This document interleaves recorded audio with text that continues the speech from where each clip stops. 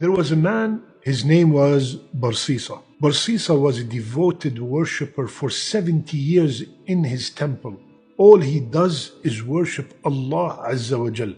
And that made the shaitan furious. He tried to make him mix with people, he couldn't. He tried to make him stop worshipping, he couldn't. He tried to make him stop making dhikr, he couldn't. But he did not stop. Then he came up with a very smart idea. There were three brothers that wanted to travel and go for jihad. So they came to Barsisa and they said, "Ya Barsisa, you are the most pious person that we know. And we are going for jihad and we have our sister that we do not know where to keep her while we are away. And you are the only person we trust." He said, "No way, I will never accept a woman in my house. Anytime there's a man and a woman, the third is their shaitan. No way, no how. Please, this and that." They said, "No way," he said. So they said, "Okay, how about we get her a house next to you and you just check up on her every once in a while?" After long conversation, Barsisa agreed. Now the shaitan came to him. Said, "Ya Barsisa, the woman is on her own. Maybe she needs some food. Why don't you go? Just put the food at the door and knock and run. Don't look, don't do anything. Don't fall into any kind of haram." Barsisa started every day, take some food, knock at the door and run back to his temple. A few weeks later, the shaitan came and he asked Barsisa, "What if the woman, something's wrong with her? Maybe she did not pick up the food. Maybe she left the house. Just check up on her, knock at the door and wait till she says you hear a voice and then khalas, you leave." So Barsisa took the food, dropped it at the door, knocked and wait. He heard heard her voice and he went back. Now he liked her voice. He prays, he hears her voice. He looks up, he hears her voice. So the shaitan came to him 2-3 weeks later. Look at the shaitan, step by step. He said, now it's almost over 2-3 months and the girl is by herself. She's probably bored and you're a very pious man. When you knock at the door and you just wait till she opens the door, you check up, make sure she's fine, she's okay, and then you leave. So Barsisa went, knocked at the door, she opened the door. "How are you? How's everything?" "Good, alhamdulillah," left. He kept on doing that for a while and then the shaitan came back again. He said, "You know what? You are a very pious man and you're not going to do any haram. Go and sit with her, chat with her. She probably needs some company. How long she probably missed her brothers."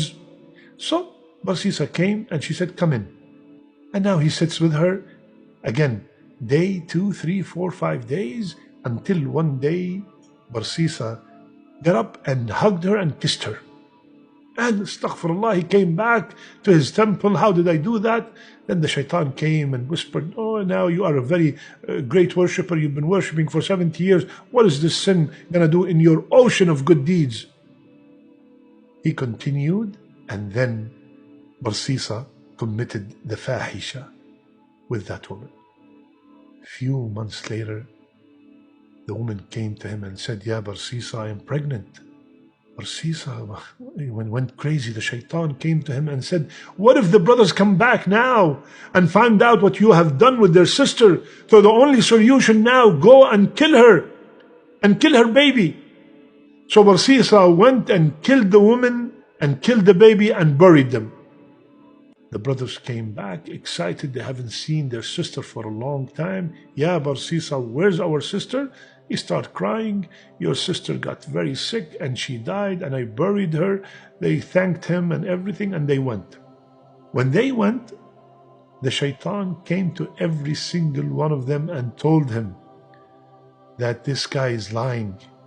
And to prove that he's lying, go and check this place. You will find that your sister got pregnant from him and she had a baby.